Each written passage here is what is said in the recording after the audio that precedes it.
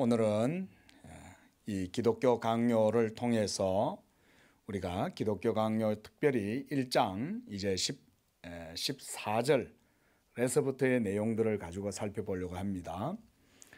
그동안은 이제 칼빈이 말한 삼위일체론, 그리고 그 속에서 각 위격에 대한 성부, 성자, 성령에 대해서 비교적 간략하게 봤습니다. 이제부터는 칼빈은 또한 하나님의 창조에 대해서 말씀을 하고 있습니다. 먼저 우리가 이 창조 사역에 대한 내용을 좀 들어가기 전에 개괄적으로 제가 말씀을 몇 가지를 좀 드리겠습니다. 하나님의 창조 사역에 있어서 특징이 몇 가지가 있습니다. 여러 가지 것들이 있겠지만 제가 대략적으로 한 서너 가지 정도 이렇게 요약을 한번 해봅니다. 먼저 첫째는 하나님의 창조는 하나님의 인격적인 행위라는 것입니다. 우리가 이 세상에서는 인격적인 신을 부정하죠. 그러나 하나님의 이 모든 창조 사건 자체는 하나님의 인격적인 행위였습니다. 두 번째로 하나님의 창조는 언약적이라는 사실입니다. 이 말은 뭐냐면 하나님께서 세상을 창조하신 다음에 만들어 놓으신 이 세상을 마치 어린아이들이 레고 장난감을 가지고 뭔가 차를 만든다든지 비행기를 만든다든지 이렇게 해서 레고를 만든 다음에 그것을 그냥 장식장 안에 이렇게 넣어 놓고 밖에서 그것을 그냥 이렇게 보기만 하는 그런 장식용으로 세상을 만드신 게 아니라는 거예요. 하나님께서 도리어 만드신 세상 속에 떠나지 아니하시고 그 속에서 역사 가운데의 주권자로서 일하시면서 이 창조하신 인류와 함께 언약의 관계 속에서 친히 만유 가운데 내주하시는 것, 이것이 하나님의 창조의 특징입니다. 그래서 이것을 하나님의 창조가 언약적이다라고 말씀을 드린 것입니다. 세 번째로 하나님의 창조는 목적이 있습니다. 하나님께서 지으셨을 때 그것이 인격적으로 이루어졌고 언약적으로 이루어졌다면 반드시 하나님의 창조는 목적이 있고 그 목적을 향하여 하나님의 경륜과 섭리를 통해서 모든 것들이 이루어지는 것입니다. 우리가 이런 내용들을 성경 안에서 분명하게 볼 수가 있습니다. 오늘 이제 칼빈의 이 창조에 대한 이야기들을 하기에 앞서서 제가 하나의 큰 그림을 먼저 우리 성도님들께 그려 보여드리는 거예요. 성경이 말씀하고 있고 증거하고 있는 하나님의 창조의 사역은 이러한 내용들을 포함함과 동시에 그 마지막에는 목적이 있어요. 그리고 그 목적이 뭐냐? 바로 하나님께서 이 예수 그리스도를 통해서 모든 만물을 그리스도 안에서 통일하고 회복시키시고, 그래서 하나님께서 그리스도로 말미암아 만유 가운데 만유의 주가 되시고 그리스도로 말미암아 만물을 통일하게 하는 것, 이런 것이 우리가 신약의 사도 바울을 통해서 나타나게 된, 밝히 드러나게 된 하나님의 창조의 목적이었던 거예요. 엄밀히 말하면 하나님의 창조의 목적은 구약 시대에는 감추어져 있었다고 할 수 있어요. 그러나 아브라함의 언약을 통해서 예수 그리스도가 계시가 되고 복음이 증거가 됨으로써 점진적으로 하나님의 창조와 또한 구속의 계시가 점점 그래서 우리가 점진적 계시의 발전, 구속 계시의 발전사다, 이런 말씀 드렸죠. 하나님은 하나님의 그 목적이 이미 영원하신 하나님 안에 비밀로 있었어요. 그래서 우리가 사도 바울이 하나님께서 영원 전부터 하나님 안에 감추었던 비밀, 이런 얘기를 하죠. 그 비밀이 뭐냐면 예수 그리스도가 하나님의 비밀이에요. 그리고 이 모든 하나님의 창조와 그리고 아담의 타락과 그리고 인류의 반역과 그리고 하나님의 구속의 모든 역사는 그 지향점이 바로 예수 그리스도 안에 있는 하나님의 비밀한 경륜이 바로 그 지향점이에요. 예수님께서 이 세상에 오셨을 때에 예수님이 계속 거듭거듭 말씀하신 내용이 있습니다. 그게 뭐냐면 하나님 아버지께서 자기를 이 세상에 보내주셨을 때, 그리고 하나님의 보내심을 따라서 이 세상에 예수님이 오셨을 때 예수님은 아버지께서 자기에게 모든 만물을 다 주셨다, 이런 말씀을 하십니다. 그 얘기는 이 모든 만물을 예수님에게 주셨기 때문에 예수님이 이 모든 만물을 하나님 아버지의 뜻대로 다시금 새롭게 하시는 일을 하시려는 것이에요.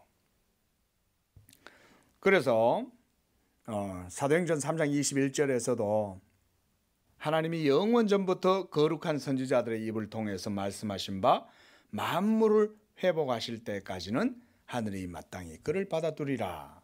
예수 그리스도가 하나님 보좌 우편에 지금 앉아 계시고 거기서 통치하시는데 이 모든 만물이 회복될 때까지는 하나님께서 이런 일들을 다 이루어 가실 거라는 거예요.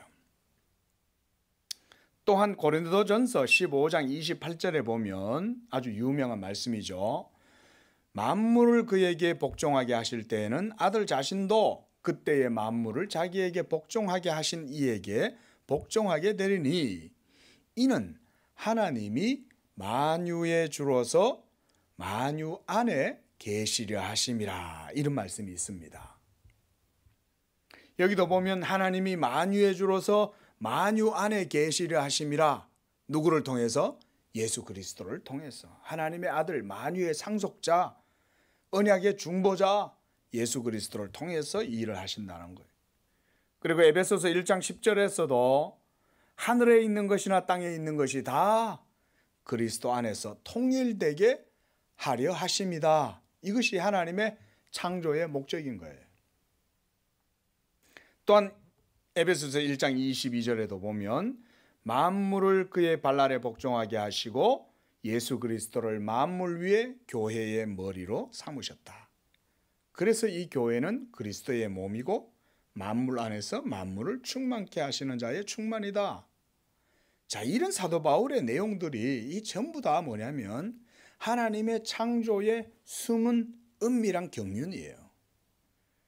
이것이 처음에 아담을 통해서 이루어지려고 했어요. 원래 하나님이 만유 안에 만유가 되게 하려 하심이다 라고 하는 이 사도 바울의 이 하나님의 계시 경륜에 대한 비밀의 해석은 원래 하나님이 아담을 통해서 이 일을 하시려고 했던 거예요.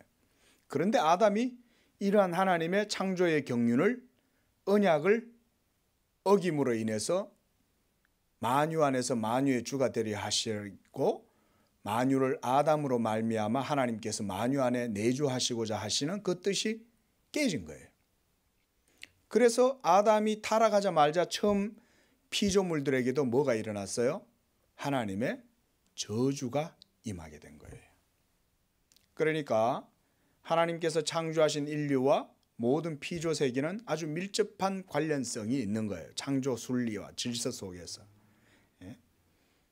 그래서 아담이 범죄하지 않았다면 창조하신 하나님께서 언약을 통해서 모든 만물 가운데 함께 거주하시는 거예요.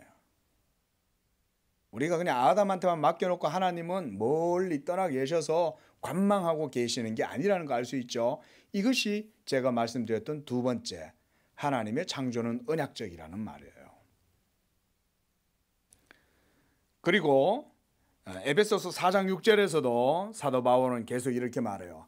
하나님도 한 분이시니 곧 만유의 아버지시라.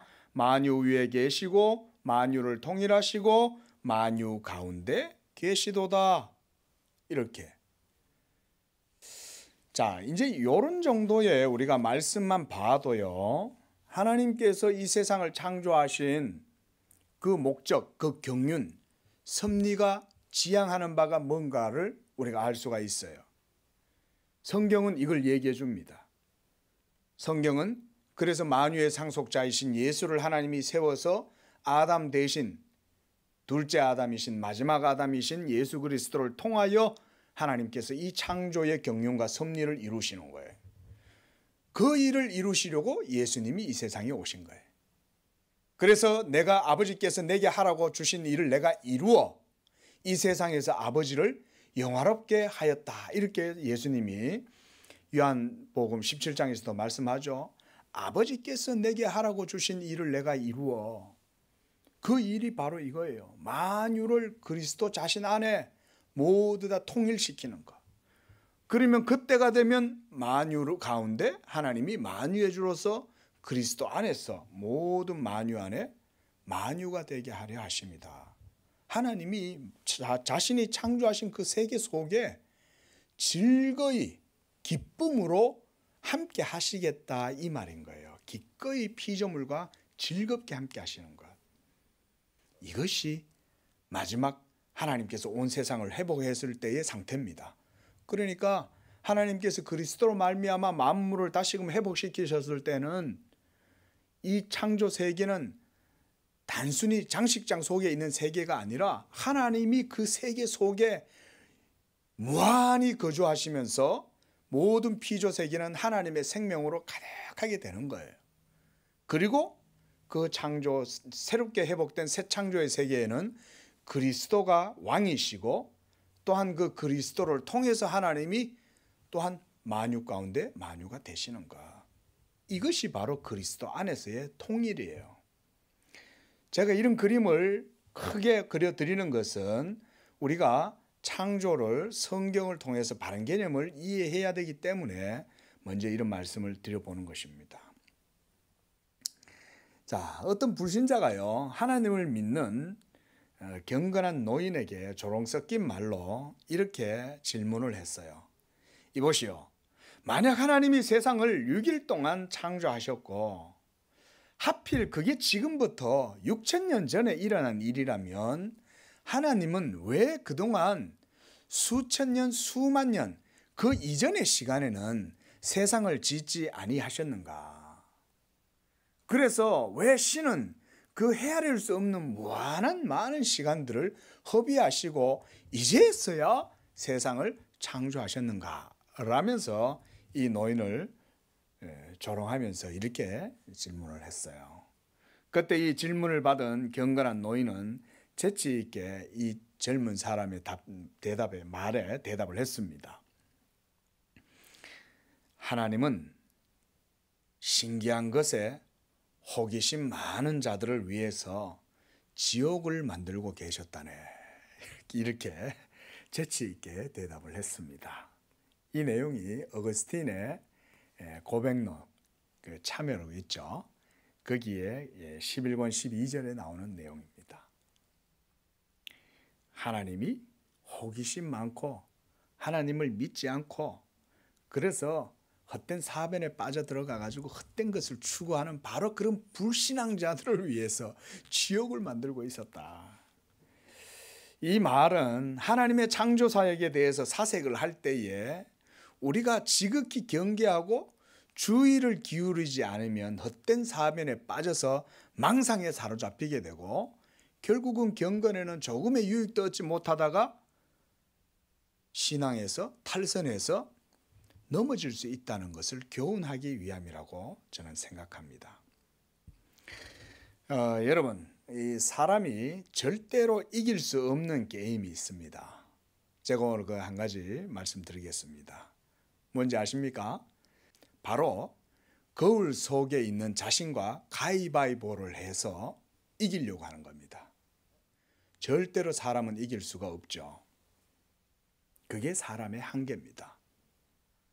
인간이 하나님의 존재에 대해서 질문을 던지고자 할 때에 하나님의 계시의 말씀을 따라서 답을 구하지 않으면 이와 같은 동일한 우를 범하게 돼요. 그래서 거울 게임과 같은 딜레마에 빠져버리고 말아요. 많은 철학자들이 벌써 이거를 오랜 역사 속에 벌써 경험했습니다. 철학자들은 뭘 대상으로 해서 계속 사유하고 사색합니까? 이성을 대상으로 해가지고 계속 사유를 하는 거예요.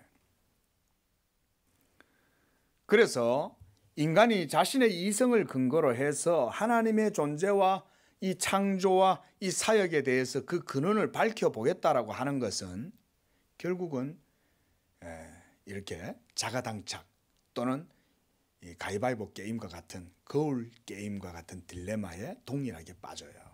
벗어날 수가 없어요. 우리가 이걸 다른 말로 다람쥐 쳇바퀴다 이렇게 말하죠. 또는 우물 안 개구리 이런 의미도 됩니다. 인간은요, 이 이성의 우물, 이성의 쳇바퀴에서 절대 벗어날 수 없습니다. 하나님께서 위로부터 자신의 말씀을 보내셔서 그 말씀을 통해서 우리 영혼의 빛을 비추어 주시고, 그래서 하나님을 알게 하시지 않고서는 절대 인간은 하나님을 알 수가 없어요. 그리고 이 창조 세계에 대한 규명, 해명도 할 수가 없습니다. 그래서 우리가 하나님에 대해서 또 이 모든 창조에 대해서 사색을 하고 묵상을 할 때 주의해야 될 것이 뭐냐? 하나님의 말씀인 성경 계시를 떠나서는 어떠한 인간의 철학적 지혜와 이성의 사색을 통해서는 바르게 길을 찾아서 갈 수가 없다는 거예요. 결국은 미로 속에 갇히게 되고 아마존 숲 속에 갇히게 되어 영영 미궁 속에서 방황하며 길을 잃어버리고 마는 것입니다. 자, 이 시간에 조금 철학적 질문 제가 드려볼게요. 이 세상에 우리가 이해할 수 없는 것이 얼마나 많습니까? 그렇죠?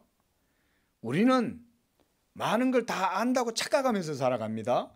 그러나 사실은 우리가 아는 것은 아주 정말 보잘것없는 것에 지나지 않아요. 우리가 아는 것조차도 솔직히 그렇게 대단한 것도 아니고 우리가 안다라고 하는 것도 불확실한 게 많아요. 가장 먼저 우리 자신에 대해서 그렇습니다. 여러분들은 여러분들 자신에 대해서 아십니까? 우리 인간은요, 자신 스스로 자기가 누구인지 알 수가 없습니다. 그러면서도 우리는 다 자기가 누구인지 안다고 생각하고 살아가죠. 예. 그러니까 이런 것에 대해서 환기를 시켜주는 사람들이 주로 이제 철학하는 사람들이에요. 예. 보세요. 우리는 어디서 와서 또 무엇 때문에 살고 있고, 그리고 또 어디로 가고 있는지, 또 거기에는 무엇이 있는지, 이 중에 우리가 하나라도 알고 살아가는 사람이 있습니까? 제가 방금 말씀드린 것 중에 한 사람도 없어요. 한 사람도. 그러면 이것에 대해서 철학자들과 고대 위대한 현자들이라는 분들이 얘기해 준 거 있습니까? 한 사람도 없습니다. 한 사람도 없습니다. 그저 육적인 생명을 갖고 있으니 죽지 않으려 해요. 본능적으로. 죽고 싶지 않아요. 죽고 싶지 않은 거는요, 신경초도 그래요. 식물조차도 자기가 죽지 않으려고 움츠러드는 거예요. 누구 건들면. 그거는요, 인간이나 동물들이나 다를 바 없습니다. 또한 배가 고프니 먹으려 합니다. 또 살다 보니 배가 부르면 욕망을 따라서 자기를 높이고 싶어요. 그리고 자기의 이익을 위해서, 그리고 즐거움과 쾌락을 위해서 사는 것이 좋으니까 그냥 그렇게 육적 본능을 따라서 살아가는 것이죠. 그 이유에 뭐 이유가 있어요? 또한 그런 본능은 왜 생겨났고 왜 그런 본능이 우리에게 주어져 있는지를 아는 사람은 한 사람도 없어요. 내가 왜 사람이지? 라고 질문하는 사람이 있을까요? 철학자들이 가끔가다 질문을 해요. 그래서 근대적 인간관이라는 걸 만들어냈잖아요. 예? 여러분, 인생 자체가 사실은 미궁입니다. 철학자들도 답을 몰라요. 그냥 질문을 할 뿐이에요. 질문함으로 의미가 있다, 이 정도지 답이 있어서 질문하는 건 아니에요. 인생 자체는 의문투성이요, 우리는 본질적인 것, 실체, 실제 이런 것에 관해서는 우리가 전혀 그런 질문에 가닿을 수 없는 그런 존재가 바로 우리 사람들입니다. 그래서 철학자들이 그 해답을 찾기 위해서 많이 사색을 하고 때로 대단한 통찰력을 가진 이들이 그런 세계에 대한 이해와 본질을 추구하려고 사색을 했습니다. 말씀드렸듯이 어느 한 사람도 답을 얻은 사람 없어요. 예? 플라톤, 피타고라스, 소크라테스, 공자, 석가, 노자, 장자 다 똑똑한 사람들입니다. 뛰어난 사람들입니다. 그러나 이들 중에 어느 누가 하나 인생에 대해서 해명해 준 사람이 있어요? 없어요. 요즘 TV 같은 데 보면은 이렇게 어떤 승려분들이 막 대중적인 인기를 얻어서 증문즉설이다면서 나와가지고 막 답을 하죠. 뭔 소리를 어떻게 하나 싶어서 제가 한번 들어봤어요. 많은 얘기들이죠. 중생들 앉혀놓고. 예? 제가 그분들요 막 이렇게 폄하하려고 얘기하는 거 아닙니다. 제가 인생의 담론을 말씀드리는 거예요. 그분들도 몰라요. 스님은 어디서 오셨어요? 라고 물으면요 이상한 말로 꼬아가지고 그 말을 해소시켜버려요. 질문을. 답이 없다는 얘기예요. 스님은 지금 어디로 가고 계시고 왜 그러고 계시나요? 모를세. 이러면 이게 대단한 답이 되는 거예요. 이게. 그래서 고대 델피 신전에 이렇게 적혀 있었다고 해요. 헬라어로 그노스티 세 아우톤. 이 말은 헬라어로 무슨 의미냐면 Know yourself. 네 자신을 알아라 이 말인 거예요. 네 자신을 알라. 이 말을 뭐 해석이 분분하지만 저는요 그래요. 신 앞에 나올 때 네 존재가 어떤 존재인가를 한번 생각을 해보라는 거예요. 그러니까 그 신전 기둥, 신전 벽 위에 이제 적혀 있었다고 그래요. 네 자신을 알아라. 이 소크라테스가 이제 이걸 인용했다는 거죠. 자, 여러분 보세요. 하나님께서 만물을 창조하신 이유는 뭘까요? 우리가 성경을 붙들면 성경 속에서 하나님의 말씀을 따라서 길을 따라 나가면 이런 질문에 대한 답을 얻을 수가 있습니다. 하나님께서 만물을 창조하신 이유. 하나님이시니 만물을 창조하셨겠죠. 하나님은 전지전능하시니까 하실 수가 있으셨겠죠. 그것만으로는 대답이 되지 못해요. 하나님께서 뭐가 부족해서 창조를 통해서 하나님의 부족한 부분을 메꾸고 그렇게 하기 위해서 창조하셨는가? 아닙니다. 여러분, 하나님이 부족해서 세상을 채우기 위해서 그 부족분을 채우기 위해서 창조하신 것이 아니에요.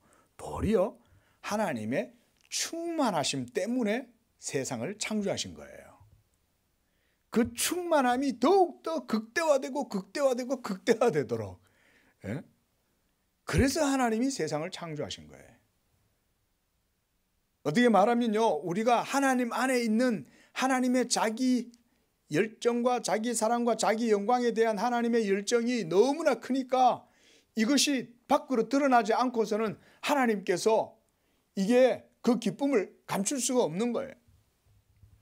그래서 여러분 우리가 창조는 하나님의 영광의 충만하심 가운데서 나타난 거다 이렇게 보는 거예요. 부족해서가 아닌 거예요. 그래서 성경은 창조와 경륜, 섭리를 통해서 궁극적으로는 하나님의 영광을 나타내기 위함이다 이렇게 증거하고 있습니다. 왜 하나님이 창조를 통해서 그렇다면 영광을 받으시고자 했을까요? 이것에 대한 성경의 답은 하나님의 선하심을 나타내심으로 영광을 받으시기 위함이다라고 말합니다. 그렇다면 우리는 이런 질문을 해볼 수 있어요. 그 하나님의 영광을 어떤 방식으로 나타내시고 또 이루실 것인가? 성경은 이런 부분에 대해서 우리에게 증거해 주고 있습니다. 그러니까 이렇게 질문도 성경에서 답을 얻을 수 있을 정도의 질문을 던지는 것은 성경이 다 허락을 해줘요. 그리고 충분히 그것에 대해서 계시를 해주고 있습니다. 창조의 목적에 대해서. 그 창조의 목적을 한마디로 말하면 하나님의 영광이죠.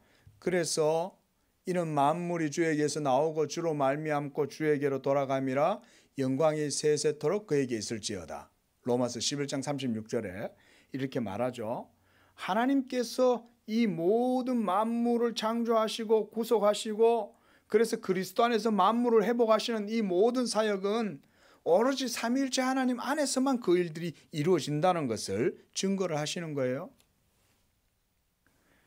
그래서 우리가 하나님의 창조를 이해할 때는 창조의 궁극적인 목적까지도 우리가 성경을 통해서 살펴봐야 하는 거예요. 그 질문을 했을 때는 끝까지 성경을 쫓아가야 돼요. 대충 어느 정도 그냥 심심해서 못 먹는 감 찔러나 보자 이런 심보로 툭 질문 던지지 말라는 거예요. 진지하게 하나님의 창조에 대해서 성경을 안에서 질문을 던지면 성경은 그것에 대한 분명한 답을 준다는 거예요. 그래서 하나님의 하나의 행동은요, 하나님의 영원한 전체 사역과 그리고 행동과 모두 다 연결되어 있습니다. 그래서 어느 것 하나도 떨어져서 이해할 수가 없고 전체 의미가 마치 우리가 그물처럼, 그렇죠? 이 얼개라 그러잖아요. 이런 얼개의 모든 구조가 조밀하게 짜여져 있어서 그 가운데 어느 것 하나를 잃어버리거나 무시할 수 없는 것이 하나님께서 우리에게 성경을 통해서 보여주는 창조의 의미들이에요. 바로 이런 것이 창조 사역에 대한 우리의 이해와 태도가 되어야 됩니다. 하나님의 창조 사역에서 우리가 가장 먼저 살펴봐야 될 것은 당연히 창세기 1장이겠죠. 그렇죠? 예? 그래서 성경은 이 세상이 어떻게 시작됐고 또 누가 시작했고 이런 것에 대해서 분명하게 얘기를 해줍니다. 그런데 이 창조 사역의 특징 가운데 하나가 6일 동안의 창조예요. 하나님은 하루 만에 순간에 모든 거 다 하실 수 있어요. 그런데 말씀드렸듯이요, 하나님이 순간적으로 하루 만에 영원히 순간에 다 하시는 게 아니에요. 왜 그렇게 하셨을까요? 하나님이 그렇게 하실 수 없기 때문에 그렇게 하신 게 아닙니다. 그 유신진화론자들이 성경을 그래서 잘못 해석을 해가지고 하나님이 세상을 창조하셨지만 창조된 세상은 자연적인 진화의 과정을 통해서 창조적 진화로 이루어질 것이다, 이런 식으로 상상을 해서 진화론과 절충적인 관점을 취했어요. 이것은요, 완전히 성경을 제대로 못 보고 그렇게 한 거예요. 보세요. 하나님이 세상을 창조하실 때 6일 동안 창조하시는 그 과정들은 모두 다 창조 세계 그 자체를 위해서, 그리고 그 창조 세계 속에 살아가는 동물들과 식물들과 모든 미생물들, 마지막엔 누구죠? 하나님의 형상으로 창조된 사람을 위해서 하나님이 모든 단계들을 하나씩 해요. 그래서 여러분, 마지막 제7일째는 안식하심으로써 창조의 질서와 순리를 따라서 인생들이 살아갈 수 있도록, 하나님을 의지하고 하나님을 예배하고 살도록 하나님께서 딱 안식의 계명을 주시는 거예요. 태양이 없으면 식물들이 살아갈 수가 없겠죠. 동물들도 살아갈 수가 없습니다. 미생물들도 살아갈 수가 없어요. 또 물이 없어도 살 수가 없어요. 그런데 이런 모든 것 하나하나가 그 다음에 일어나게 될 것들에 대해서 그 다음에 생겨나게 될 존재들에 대해서 하나님이 만드시는 거예요. 그렇게 해서 없는 것 가운데 빛이 있으라 하시고, 빛을 통해서 모든 만물의 물질들을 형성하시고, 그리고 형성한 그 물질들이 이제는 계속 그 이후에 생겨나게 될 창조물들에 대해 가지고 이제 그것들이 성장하고 살아갈 수 있는 환경을 조성해 주는 것이죠. 그렇게 해서 이런 점진적인 과정을 통해서 하나님께서 모든 만물들, 그 가운데 있는 생물들이 번성하고 충만하고 이렇게 생육할 수 있도록 하신 것입니다. 그리고 맨 나중에 사람을 창조하신 것도 마찬가지로 모든 세계를 다 창조하시고 완벽하게 구비하신 이후에 인류에게 삶을 허락하시고 명령을 주신 거예요.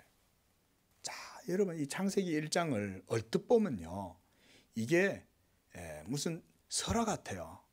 그래서 뭐 문화인류학자들이든 뭐 여러 이제 그 종교사학자들이든 이런 사람들이요, 고대 바벨론의 창조 신화와 뭐 세계 곳곳에서 발견되는 창조 신화가 있는데 이 성경에 나오는 이 모세의 창조 이 내용도 그런 것에서 옮겨왔다. 이런 식으로 주장을 하는 사람들이 세상의 학자들 가운데도 많은데 여러분 전혀 그거 아닙니다.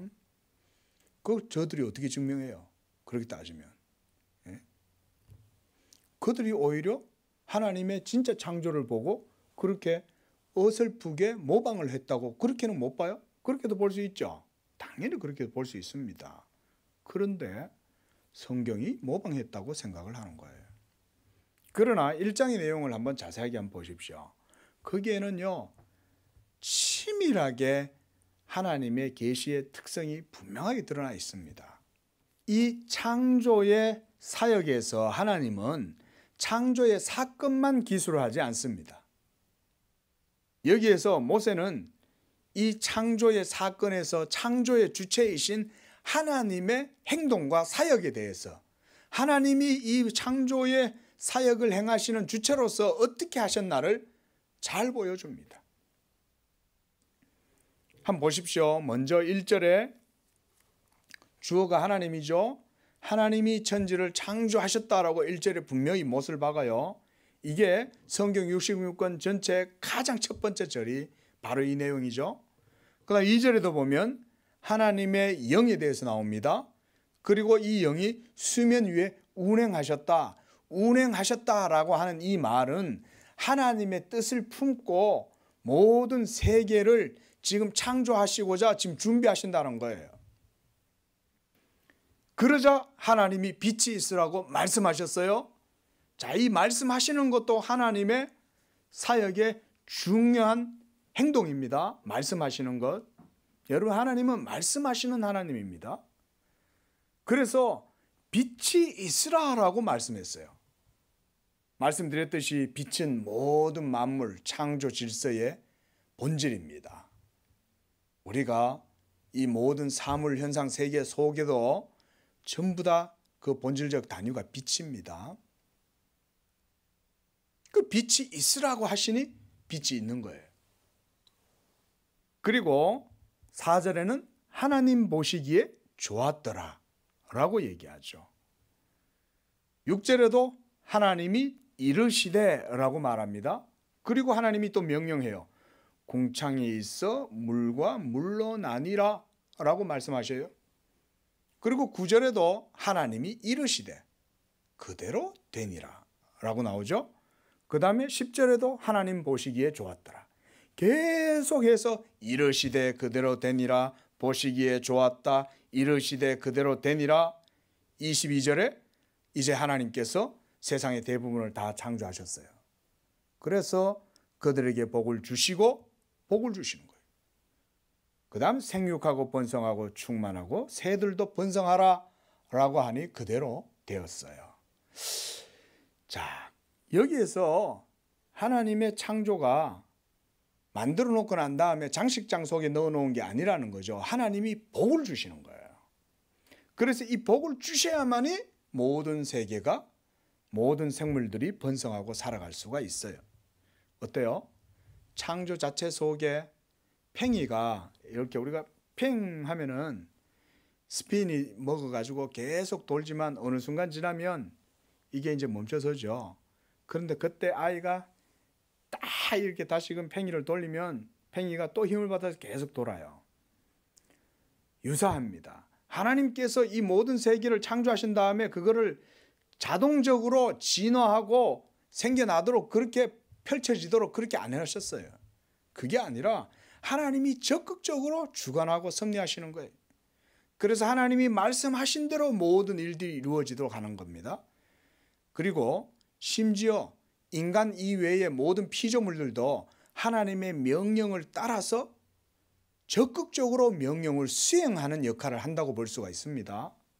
물론 지금은 아담의 범죄로 인해서 피조 세계가 저주 가운데에서 모두 다 고통하고 있고 신음하고 있지만 아담이 범죄하지 않고 타락하지 않았다면 이 모든 세계 만물들도 하나님의 창조의 명령을 따라서 자기들의 모든 임무를 수행합니다.